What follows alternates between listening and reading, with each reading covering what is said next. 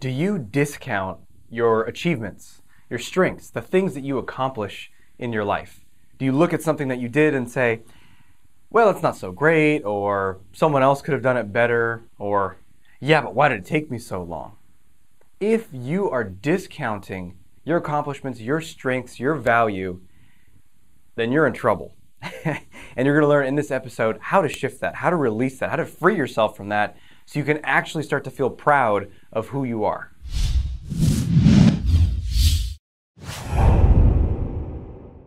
Hey, I'm Dr. Aziz, and welcome to another episode of The Art of Extraordinary Confidence. This is a show for you if you want to not just get a little more confident, but extraordinarily confident. 10x, 100x your confidence in all the areas of your life that matter to you. Your dating life, your love life, your social life, your friendships, work, career, finances. This is the place for you. And I'm excited today because we're going to be diving into discounting and why it sucks. And I described it in the beginning of the episode. Notice if you do this. I see this nonstop in clients. I notice this in myself too. As much as I've done work on this stuff, it'll get in there, it'll sneak in there, and it's called discounting or dismissing. And that means you do something worthwhile. You do something awesome. You do something even just a little bit in the path towards your goals. You're making some progress, whatever it is, big or small, and then you just take a dump on it. You just smash it down. You remove the emotional juice that can come from it. So you are working towards a goal in your career, maybe a certain position, a certain financial goal. Maybe you're in sales and you want to make a sale, and you'll do something towards that goal. You'll take a step. And maybe it's not the end result that you want, but it's just a step. And then what you might do after that, instead of saying, hey, that was awesome, look what I did, you'll say, well, that wasn't so great. Or, yeah, but you're not quite there yet. I was talking with a client about this yesterday, and she has been making a ton of progress on being a lot more just real in her life, not hiding so much, being a lot more authentic, bold, courageous, outspoken. It's really amazing to watch. And so we were doing this exercise, this activity, this homework about being more transparent. So saying more what's on your mind, saying what needs to be said, not holding back so much. And she did. She had like a couple of really powerful examples. And on the tail end of her sharing, she discounted. So it sounded something like this. Well, I was in this situation, and this person was asking me a question about my personal life, my love life, and in the past I would have just blown a smoke screen or changed the subject. And this time I answered honestly.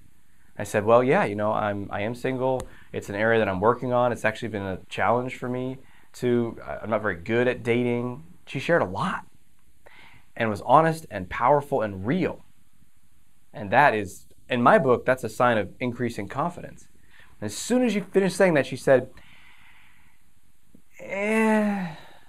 but, and that's how you know you're discounting. It's but or or whatever. It's some tone of that, right? Whether you say it out loud or you think it, it doesn't matter. It has the same effect.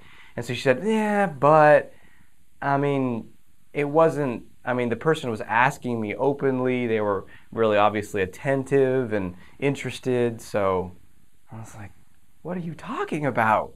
Right? From the outside, maybe you've seen this. When you see someone else discounting, you're like, maybe they did something great. And you're like, hey, that was a great job. And they're like, nah, not really. And inside, you're like, what are you talking about? That's right on track. You're doing great. You're awesome. So we can see it from the outside. But sometimes it's hard to see it in ourselves. So here, notice if you're discounting. And here's what to do instead. Just first of all, stop discounting. Stop dismissing. Here's why people do it. Here's why you do it. Here's why I did it for many years. Is we think that if we give ourselves credit for the progress that we're making, that we're going to stop moving forward. We're going to stop. We're just going to, I'll just get complacent and lazy. That was good enough. And it comes from this just really limited, inaccurate, false perception of human motivation, really, of how we motivate ourselves. It's like, well, I have to take this carrot in front of myself that says, like, when you reach here, then you can feel proud, then you can feel worthy, then you can feel like you're enough, then you can feel loved, then you can feel all the good stuff that you're actually doing this shit for.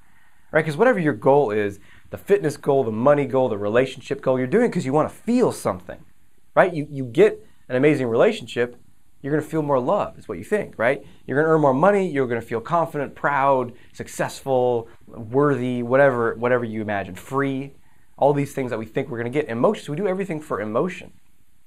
And we hold the carrot out in front of us like, oh, if I just can do a little more, then I'll be worthy, then I can relax, then I can feel good.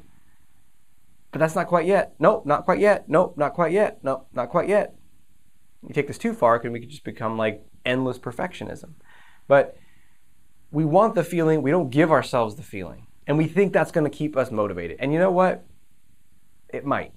It might work. It sort of works. Kind of worked for me for many years. Externally, I could achieve more. I could look better. I could get better results externally, but I didn't feel good. I felt nervous, anxious, self-critical, attacking myself all the time, not good enough, worried that people were going to find out that I was not good enough. That's not success. That's failure in a big way.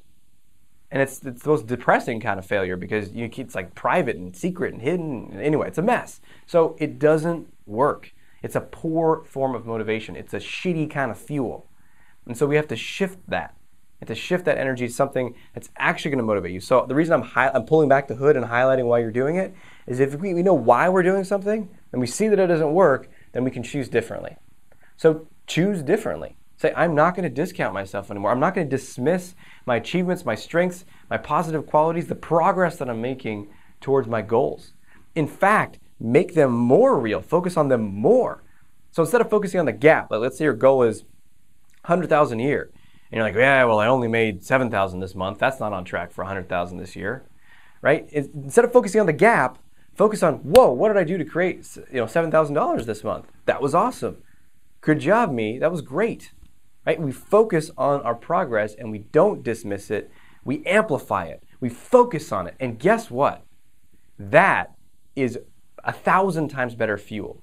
I know you know what I'm talking about, right? Because think about that. If you focus on something you did and you feel good about it, doesn't that inspire and energize you to go do more? It doesn't make you give up. It doesn't make you complacent. It makes you energized. And it makes the next actions you take, way more powerful than if you're like, well, I suck. It wasn't good enough. I better try harder. You might keep moving with that, but you're not going to be inspired. You're not going to be energized. You're not going to succeed nearly as much as you could. You're not going to be nearly as attractive to others if that's what you want to do. You want to be magnetic and charming and charismatic. You don't get there by dismissing and discounting and focusing on your flaws and shortcomings and where you're not making it. So just end that habit now and decide right now in this moment with me, I'm going to stop discounting. And then just notice over the next couple of days, the next week, notice if it's happening because it's a subconscious pattern. It just keeps going. So just notice. That's how we change patterns. You notice it and say, oh, I'm discounting again. Good job, me, for noticing that. And I don't want to do that. I'm done with that. Here's what I'm going to do instead. And if you just use your conscious attention like that, catch it and change it, catch it and change it, pretty soon you stop doing it. And then your life explodes. Your confidence explodes because you're no longer dampening it. You're no longer blocking out all that energy that you could get to move towards your goals. So share below what's standing out to you from this video. What's the most valuable thing you're learning? What are you going to do? Where have you noticed discounting in your life? And what are you going to do differently? Let's all share. Let's all help each other out. I love reading the comments. In fact, in future episodes, I'm going to be answering questions from people in the show. So if you have a question for me, throw it down in the comments below. And until we speak again, may you have the courage to be who you are and to know on a deep level that you're awesome.